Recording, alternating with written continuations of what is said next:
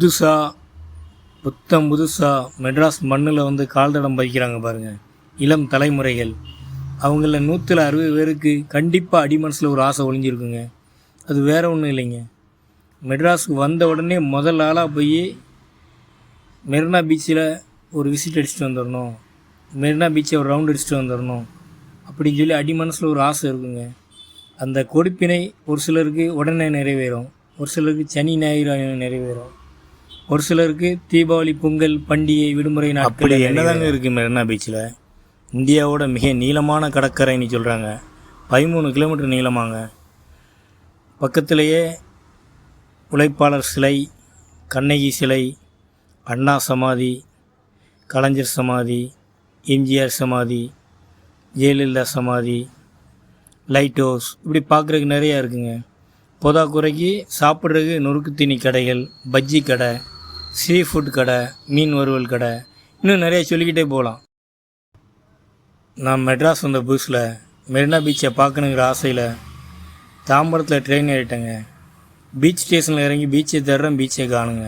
அப்புறம் விசாரித்து பார்த்தா தான் தெரியுது, பிளாட்ஃபார்ம் மாதிரி வேளச்சேரி பறக்கும் ட்ரெயினில் ஏறணுமாங்க. ஏறியாச்சு. 3 ஸ்டேஷன் சொல்கிறாங்க: திருவல்லிக்கேணி, சேப்பாக்கம், லைட் ஹவுஸ். எந்த ரயில்வே ஸ்டேஷனில் இறங்கினாலும் நீங்கள் இறங்கிக்கலாம் அப்படின்னாங்க. இறங்கியாச்சு. அங்கேருந்து நடக்கிற தூரம் தாங்க மெரினா பீச்சு. நடந்தாச்சு, பீச்சும் வந்துருச்சிங்க, மெரினா பீச்சும் வந்துருச்சிங்க. என்னோடய ட்ரெயின் ஜேர்னி தான் ரொம்ப சின்ன பிள்ளைத்தனமாக இருந்துச்சுன்னா, பஸ் ஜேர்னியை பற்றி கேட்டிங்கன்னா ரொம்ப வெகுளித்தனமாக இருந்துச்சிங்க. 1998 வருஷம் நினைக்கிறேன். ஸ்கூல் ஃபைனல் எக்ஸாம் முடிஞ்சு லீவ் விட்ருக்காங்க.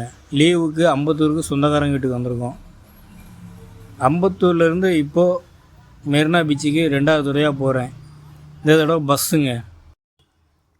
பஸ் ஜேர்னியை பற்றி சொல்கிறேன் கேளுங்க. பஸ் ஸ்டாண்டில் டீ கடையில் விசாரித்தேன். ஏதோ ஒரு பஸ் நம்பர் சொன்னாங்க. பஸ் வந்துச்சு, ஏறிட்டேன். அண்ணா பஸ்ஸு லாஸ்ட்டு ஸ்டாப்பு அண்ணா சதுக்கம் பஸ் ஸ்டாப்புக்கு வந்துடுச்சு. எல்லோரும் இறங்கிட்டாங்க. ஏன்பா நீ இறங்கலையா? லாஸ்ட்டு பஸ் ஸ்டாப் வந்துடுச்சுல்ல. சார் மெரினா பீச்சு இதான் இறங்கு அப்படின்னாரு கண்டக்டரு.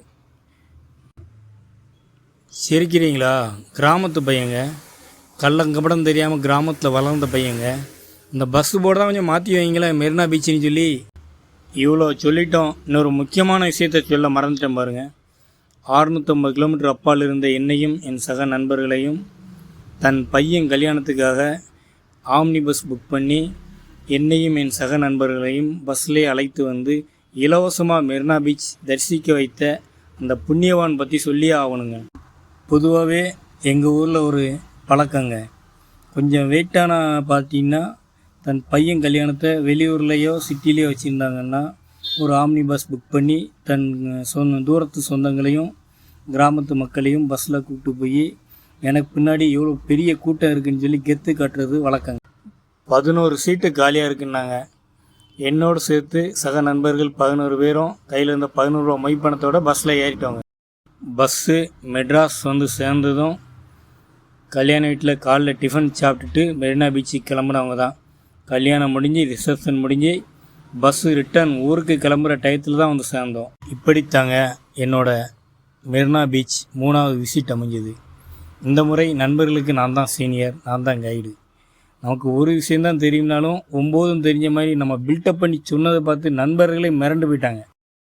மெட்ராஸ்க்கு வர்றதுக்கு முன்னாடி வரைக்கும் எனக்கு தெரிஞ்ச ஒரே கடற்கரை, ஒரே பீச்சு திருச்செந்தூர் கடற்கரை தாங்க. திருச்செந்தூர் கடற்கரையில் கால் நினச்சோமா, முங்கி குளித்தோமா, நாளிக்கிணத்துல குளித்தோமா, முருகரை பார்த்து தரிசித்தோமான்னு சொல்லி ஓடிட்டு இருந்த காலகட்டங்க அது. நம்ம மெரினா பீச் மாதிரி திருச்செந்தூர் கடற்கரையில் நொறுக்கு தீனி கடைகள்லாம் கிடையாதுங்க, பஜ்ஜி கடைலாம் கிடையாதுங்க. ஆனால் ஒரு ஆத்ம திருப்தி வருங்க. செல்ஃபோன் வர்றதுக்கு முன்னாடி வரைக்கும் மெரினா பீச்சும் அழகாக தாங்க இருந்திருக்கு.